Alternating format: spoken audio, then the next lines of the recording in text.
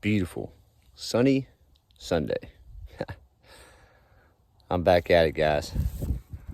Saturday was a washout rain event, so we're gonna go up here today on Sunday, trim this out, get it cleaned up. Let's see what we're getting into here.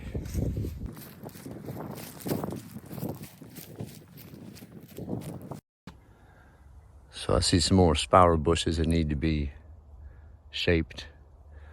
Left those last 2 years to turn green again and get full. I'm gonna try to shape them up today. Got some Boxwoods, hydrangea. Got perennials, all getting cut back to the ground. And we got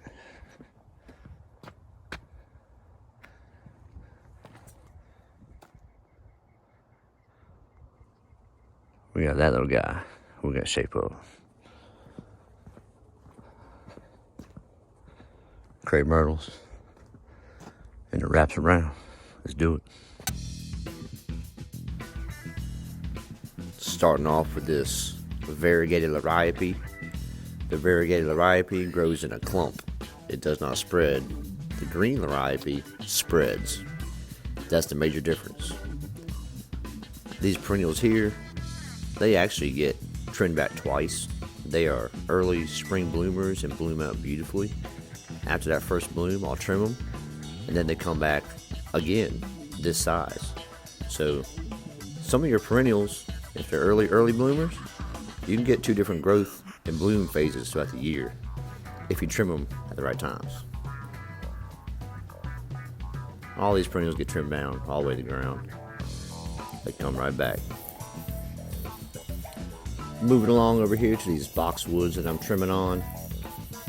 There are multiple different types of boxwoods out there. So I'm not even going to pretend to tell you exactly what species these are. That being said, one of the major issues with boxwoods of all kinds is they get this disease called wilt. So if you have boxwoods on your properties and you see any branches turning brown and then turning white, you need to go ahead and trim those all the way out, because that boxwood has that wilt. If you do not remove those wilted branches that turn white, it will take over the entire bush and it will spread to all your boxwoods. Hey, I've seen it happen. I've fixed the issues for other people after it happened. Yeah, it can be expensive to replace boxwoods. Look up the price difference between a boxwood and most all other bushes and plants. You'll see what I'm saying. These things turned out pretty tight. It's fun to do this kind of stuff, guys. So there's the after trimming the triplets. Here's another set of triplets.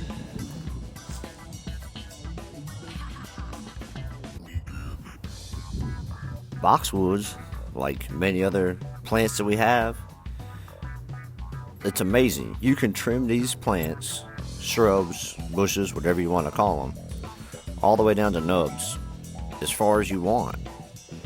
They will be ugly looking for a couple seasons, but they always grow back to a new bush, as long as their root systems are healthy and fed. Hollies do this, boxwoods do this. There's numerous shrubs and plants that you can just get it. A little bit of trimming. Ran out of gas, so go gas up, come back for more. Little hydrangea bush. We're gonna take the trimmers to these, shape it up. Then we're gonna come down here, shape up that spiral little dude. He'll be fun. Time consuming, but fun. Here he is.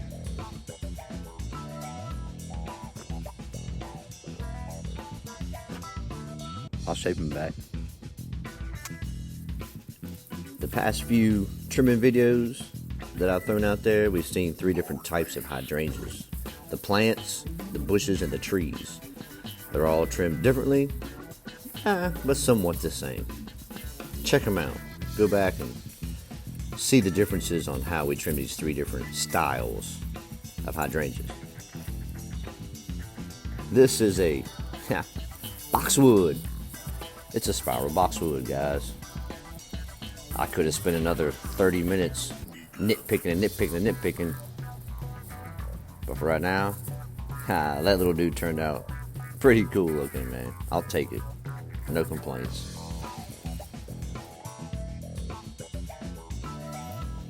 Back down here to this variegated liriape. Yeah, the variegated is my favorite style to use if I'm going to use it in the landscape install.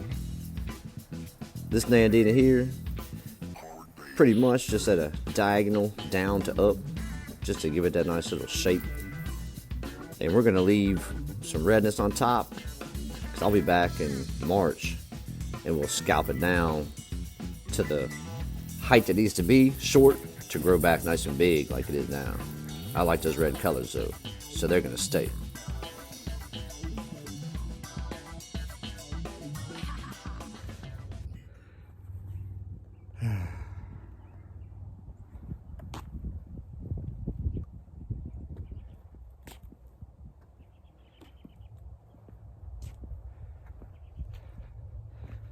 It's 4 o'clock now. This didn't start till 1:30. Working my way down.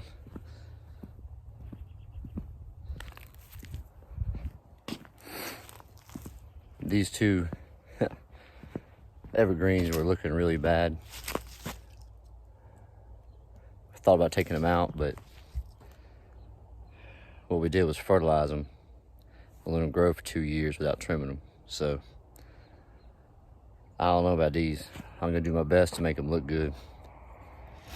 Not gonna be easy. See what we can do. Yeah. When you go to hit record, and you don't. There's the finished product on that one, boys. It actually turned out decently well. So let's watch and see what happens on this one here. This was a little bit more sicklier than the last one. I'm not too sure about this guy. The story on these, they used to be about 5 feet taller than they are right here. When I picked this account up 3 years ago, I think it was, the very tops of them were very, very sickly, pretty much dead. That's why we had discussed taking them out, but we went ahead and I recommended cutting off the top, a couple spirals, feeding them, and they came back nice and green. So right now, I'm happy with the recovery stage they're in. I did notice, you'll see me right here, I'll go all the way through this thing. I was actually pulling out dead leaves that had get caught in the V's of the branches of the trunk. If you don't remove that stuff, it's gonna damage that tree and it will die out. Always remove that dead leaves. Always. This is an American Spiral Arborvitae. Not a healthy one, but not as sick as it was.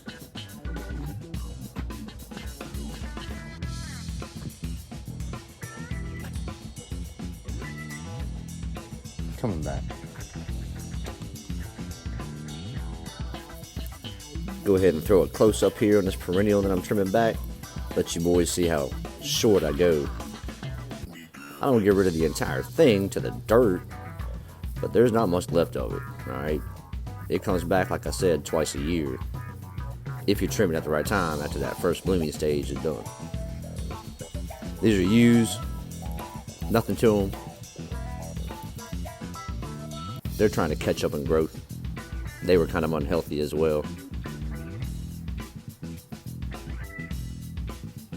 Having a good day so far, boys. It's Sunday. I'm in the groove. This place is coming along nice. Happy with the progress. Every season we come back here in March. We lay a fresh edge for these beds, and we lay a fresh coat of mulch. It really looks good. And that's when I'll come in here and fine tune some of these other shrubs that I kind of left some color to them on purpose for the season. In the springtime, when I come back here to mulch, we'll do a little quick trim and get those down to the growing height.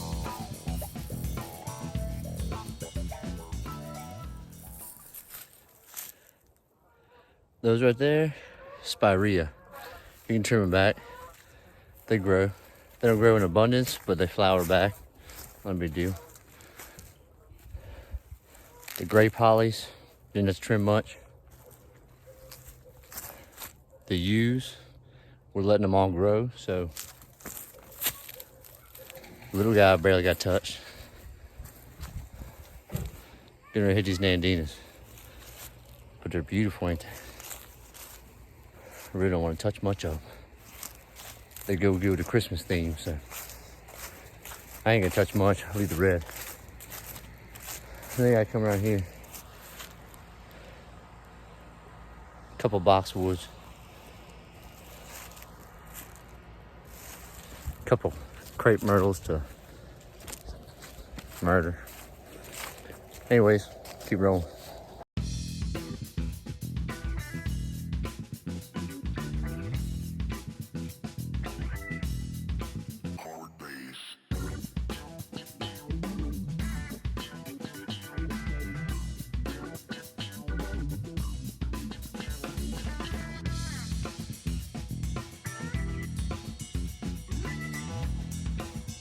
All right, almost done. Until I saw this part of the video, I was not happy with those spirals, but it turned out all right. They look good from the road. You never know. Sometimes when you're up close to things, you gotta step back, far way back, see the real big picture of how it's gonna turn out and how you want it to grow back. Let's hit this crepe myrtle. Haha.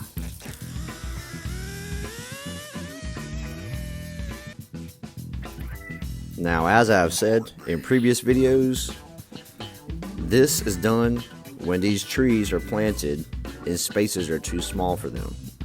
When they hang over the walkways and poking people in the head when they're walking to your front door, that's not good. When they're dropping stuff on your car, not good. When you go to sit down on your back deck and there's all this tree trash on the cushions, you can't sit down, not good. Just hack them back. They grow right back. They rebloom every single year, and they just get fuller and fuller as you trim them every year. That being said, I love when they grow out in the natural area and they can grow to full size. That's when the tree really shows off its true beauty.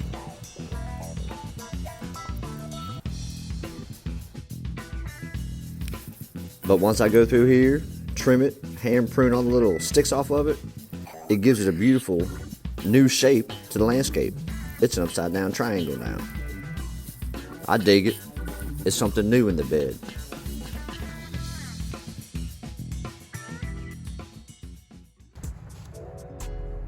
All right, guys.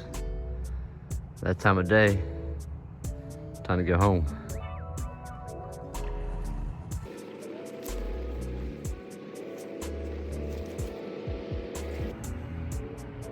All right, guys. That was a good Sunday for sure. Make sure you tune in to the next video. I'm going to walk you around that property. We actually did a $14,000 project on that property 2 summers ago. So you'll definitely want to tune in, and I'll start that video off walking around and showing you what we did and just giving you the gist of it real quick.